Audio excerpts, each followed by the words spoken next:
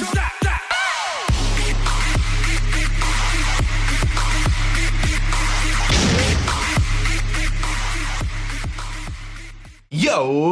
what is going on YouTube? This is your boy Dan, aka aDrive. I'm bringing you guys Week 10 Team Builder here for the UCL. The St. Louis Rampardos are taking on the Philadelphia Feraligatrs and coach PK SPARX, Dat Hotness. And this is looking to be a pretty epic matchup here. We are currently sitting in 5th place in the league with just one win separating us from a playoff spot. Only the top 4 teams do make the playoffs, and we are sitting at 6-3 after a couple nice wins. PK is 3-6. He has a little bit of a tough grind so far this season, but his team is actually halfway decent. One thing you'll notice though is he does not have a Mega Evolution, which is the only team in the league without a Mega, and he's got some pretty big threats though. So let's talk about those, and then we'll break down our team for this week. If you guys are hyped for the Rampardos and hope for another win, smash that like button down below. Show them your head smash right there. I've got some great merchandise coming out for the Rampardos very soon as we close out the season. I'm going to be doing signed St. Louis Rampardos posters, which are going to be really, really cool. More details to come soon, but they will be a limited edition. But let's talk about his team. He's got a Raikou, very fast electric type Pokemon, but does have some move slot syndrome against my team. I'm expecting extra sensory for Venusaur, potentially Aura Sphere as well, but if I'm not mistaken, in order for Raikou to run Aura Sphere, it does have to run a Rash Nature, which will mean it's not going to be as fast as it otherwise would be. Full Switch Thunderbolt can be a Calm Mind variant, other things like that, but I know he's going to have to carry probably Thunderbolt and extra sensory. He's gonna have a hard time running a Calm Mind substitute set with other things he has to run, but we'll see. He's also got a Togekiss, a fairy type Pokemon with the ability Defog. I believe that's his only hazard remover aside from potentially Smeargle, of course, but defogging Togekiss is a thing. But I'm expecting more of an offensive variant this week because it's one of his few answers offensively to Venusaur, which is a huge problem to his team. You can kind of just go down his roster and see how big of a problem Venusaur is. It really stops his entire team, but Togekiss also gets Dazzling. Can be a nasty plot variant, a couple things like that. He's got a Breloom, of course. Breloom is kind of hit and miss against my team. It's very good against some stuff, obviously T-Tar and Excadrill and Vaporeon, things like that, but it's also not so good against things like Venusaur. Like I said, Venusaur has a great matchup against this squad. He can't Spore me. He can run, if he runs a max attack Life Orb Adamant Technician Breloom, he can 2-KO me with Aerial Ace, but that is such a specific instance. He may do it. He may bring Aerial Ace. I have no idea, but I've got it in the back of my head as something to scout for, but Breloom doesn't seem to be a huge threat to my team, at least on paper. Feraligator, of course, his mascot, very big threat, being able to set up Dragon Dances. It can be a Swords Dance variant with Aqua Jet Waterfall, typically seen with Life Orb Sheer Force, so I think we can handle it appropriately with things like Vaporeon. He's going to have a hard time against things like Vaporeon, against things like Venusaur, which do wall it incredibly well. He really can't touch me unless he sets up various, numerous Dragon Dances or Sword Dances, but even then, we can Giga Drain. He's got an Arcanine as well. Arcanine, again, another Pokemon that does get stopped relatively decently by Venusaur, also gets stopped by Vaporeon. If he is a max attack Life Orb variant, he can 2-KO Vaporeon with things like Wild Charge, but otherwise, Arcanine is stopped by a couple other Pokemon on my team. For example, Tyranitar handles it relatively well unless he runs like a Will-O-Wisp defensive variant with Intimidate, but I don't really anticipate that. I know he can run Close Combat as well, so he's either going to go fully offensive with this thing or fully defensive. The offensive variant would be like a Flare Blitz, Wild Charge, Close Combat type of deal. The defensive would be like a Morning Sun, Will-O-Wisp type of thing, but I'm thinking he's going to have to go more offensive because of the Sand potential. Obviously, I do believe that does negate the effects of, Morning Sun. He's got a Milotic, very good Pokemon. I'm a big fan of Milotic. Obviously, incredibly bulky from both sides. That Marvel Scale boosting its, I believe it's called Marvel Scale, boosting its defense. Maybe it's not Marvel Scale. What's its ability?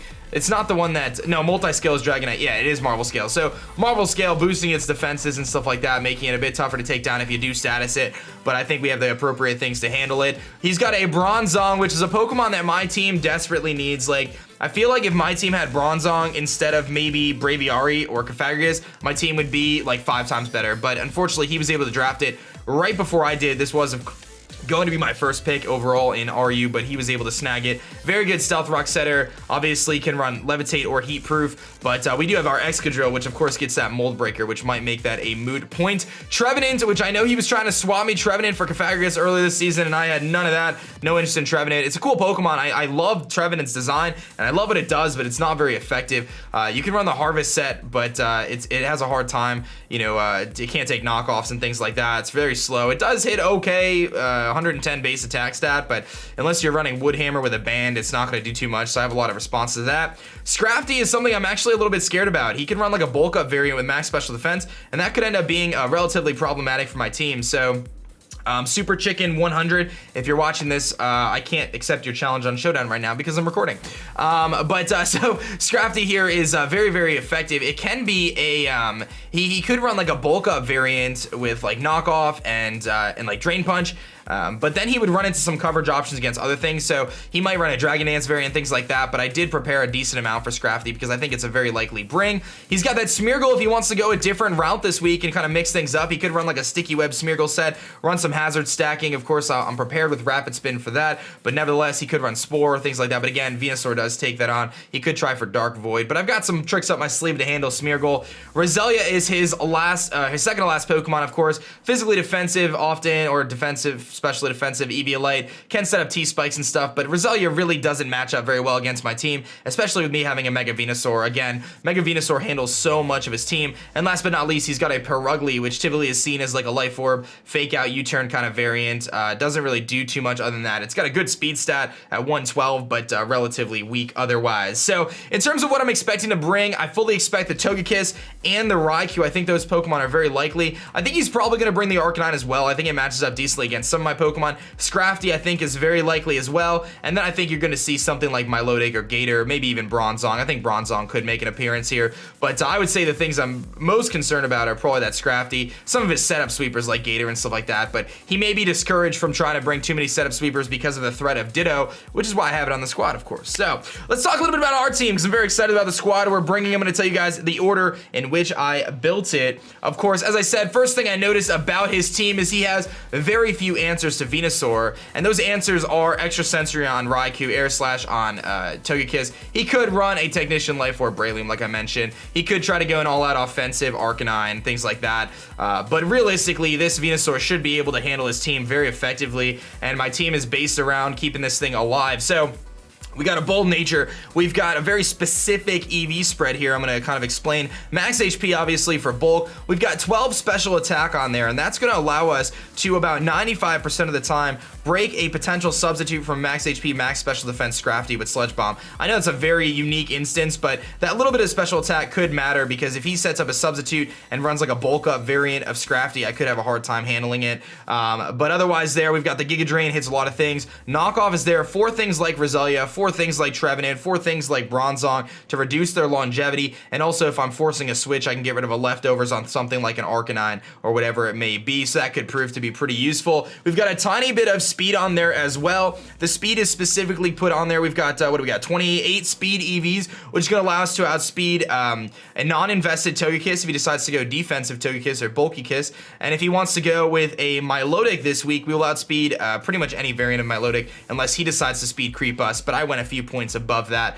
just to make sure I don't get outsped. But that's our Venusaur there. Our next Pokemon, huge weakness on his team to Excadrill. With the Mold Breaker Choice Scarf, we outspeed his entire team, including things like Togekiss, which are very nice. We'll outspeed the Feraligator after +1, another very nice thing to note. But I have the freedom here to click Earthquake on almost anything. Mold Breaker will get rid of that Marvel Scale for the Milotic. And if I can chip his team down here, this thing can put in a ton of work. It also discourages him from using that Raikou's Volt Switch. And of course, Earthquake does hit the Bronzong incredibly hard. So, excuse me, a couple things to note there, but pretty standard otherwise. Iron Head, Earthquake, Rapid Spin were pretty standard moves here. In terms of the last move slot, I was very confused. I was like, what do I bring? I don't really need any other coverage. Could have brought an Aerial Ace for Breloom, but Iron Head does 2-hit KO it, and I'm not really going to stay in on Breloom anyway. So I went with Rock Slide because Rock Slide hits Arcanine and Togekiss in case I don't want to guess between the two. If like Togekiss is in front of me and I know I can OHKO it, I don't have to click Iron Head, I can just click Rock Slide if he decides to switch into Arcanine and get some damage there. So we kind of have, that's why I went with Rock Slide. It doesn't really, I don't really need that extra move, but I figured Rock Slide was going to be the best bet there otherwise. And again, our speed is basically enough. We're Jolly Nature with enough speed to outspeed max speed Scarf Togekiss, also allowing us to outspeed a max speed Dragon Dance variant of Feraligator. Will obviously outspeed the Raikou and so on and so forth. Our next Pokemon is making its debut this season in the UCL for the St. Louis Rampardos. It's the homie Sparky, named after, I believe, Richie's Pikachu. It's now a Raichu, of course. And we're rocking Timid Nature with the Assault Vest Lightning Rod. Very cool. I wanted to run Surf with like a max special attack variant, but you can't run Lightning Rod and Surf on the same set, so we had to kind of come up with something different. But we've got Fake Out, Volt Switch, Thunderbolt, Hidden Power, Ground. One of the big things I noticed with this team is he has no ground immunities, which means I get to click Volt Switch every turn I want to, and he has nothing to stop it. Fake Out is there. If I see Smeargle, I can kind of predict the Smeargle lead, go for Fake Out, and essentially try to render that thing useless. It's also good for just chip damage on some of his other Pokemon, scouting out some sets and things like that. HP Ground doesn't do much to Raikou. It does about 35%, but with the Lightning Rod boost, it actually 2KOs the Raikou, and I just wanted something that'll allow me to hit that thing a little bit harder, but typically our move is going to be Thunderbolt or Volt Switch. Obviously, we can't really do much to Breloom, but that's what Venusaur is for. That is what you'll see Salamence is for here momentarily, to hopefully handle the Breloom. But I'm actually not really expecting Breloom because it just gets shut down so badly by Venusaur, and things like Heracross can stop it. Even Cofagrigus really like just stops Breloom incredibly well. So lots of options there, but I like this Raichu set again. Max special attack, got a little bit of HP investment, 78 HP, 180 speed. That speed is basically there to ensure that we outspeed, I believe, a max speed Arcanine, even though that's probably not necessary. You know what I probably could have done? I probably could have went Modest and try to outspeed simply the Togekiss or Feraligator, but it's all good, man. I think this will be good. We can outspeed an offensive Arcanine, which is feasible. Offensive Arcanine is very, very possible that he could bring, so that's actually why I did that. So either way, should be able to freely Volt Switch around his team, and that'll give us some momentum and hopefully, you know, pick up some kills here with Sparky making its debut. The next Pokemon I'm bringing is our Earhart here. Its last appearance picked up 3 kills against Twit, I believe, being very awesome with that, what do we have? The Haban Berry Salamence, very cool stuff. But this time we're bringing Adamant, Intimidate, Lumberry, Dragon Dance variant here. Dragon Dance, Stone Edge, Dragon Claw, and Crunch.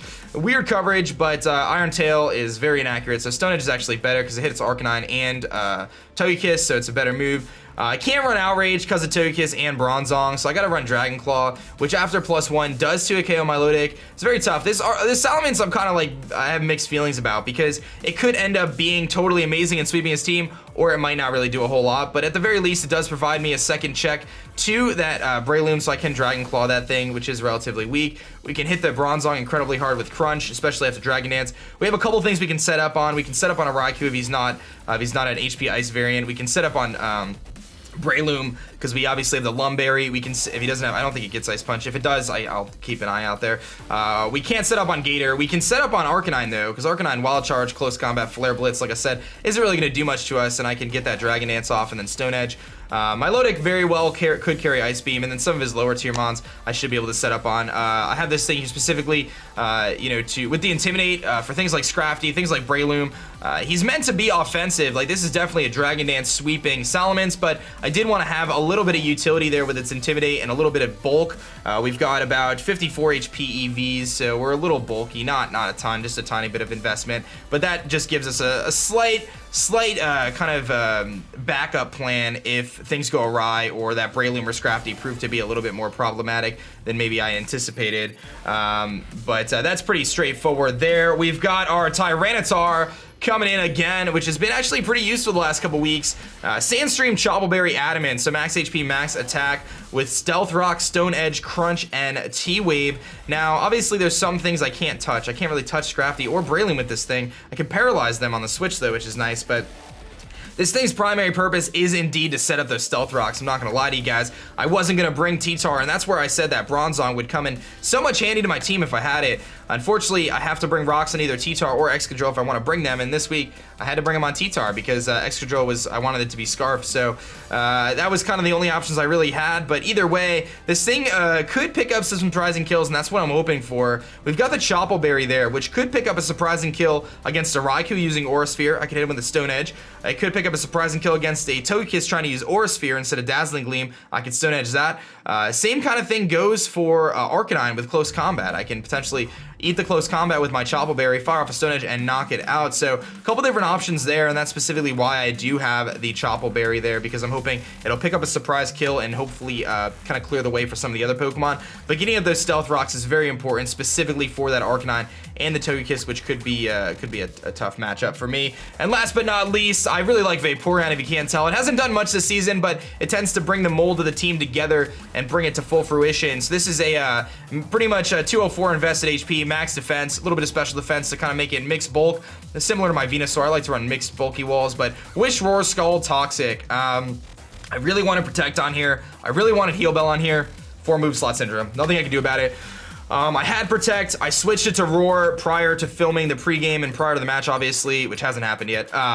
But Roar is there specifically because I'm worried about either a Dragon Dancing or Swords Dancing Gator, or potentially a bulk up Dragon Dancing or Dragon Dancing Scrafty. Those are the primary reasons why I'm running Roar. Now, I mentioned earlier a Life Orb, Max Attack, Wild Charge from Arcanine can two-shot us, so I'll have to be very careful with that. But he's going to have to be careful clicking Wild Charge, because I have, not only do I have 2 immunities, but I have a couple resistances as well. So, well, I guess I have 1 resistance. But nevertheless, Toxic's there to wear down things like my Lodic, which otherwise can't heal itself. I can also get a Toxic off on a Raikou on a switch. Roar just for shenanigans. Wish for general healing.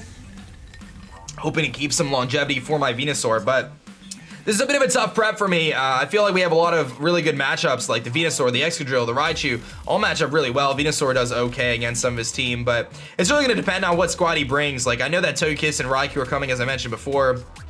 I'm thinking Arcanine, maybe my Lodic, Gator are very likely as well. It's going to matter, like, will he bring Breloom or Scrafty? If he brings both of them, that actually may prove to be a little bit more problematic than I would have liked. I think he's only going to bring one of the two, based on the composition, but if he did bring both Breloom and Scrafty, that could be problematic. Luckily, Venusaur does handle both of them relatively well, but nevertheless, we'll have to play pretty smart around that and work around the potential priority from the Breloom's Mach Punch and so on and so forth. But that's our squad for this week, week 10. Hopefully gonna pick up a win against PK SPARX, Dad Hotness, and the Philadelphia Feraligatrs. Of course, if you have any questions in the comments section below is where you post them. Hit that like button if you're ready to head smash our opponents for another week here, and hopefully we'll secure a playoff spot. Well, not secure, but get into a playoff spot after this week, because we've got some really, really tough matches up ahead. We've got Miguel, we've got Leo, we've got Nexus in the last week, so we have some really, really JYT Gamer. I mean, we're playing our toughest part of the schedule in the last 5 weeks, so it is going to be a grind, so we definitely want to win this one and hopefully head smash our way forward. Thank you guys so much for watching. That's going to be it for me, guys. My name is Dan. I'll squad aDrive, and I'm going to catch you guys later. Peace.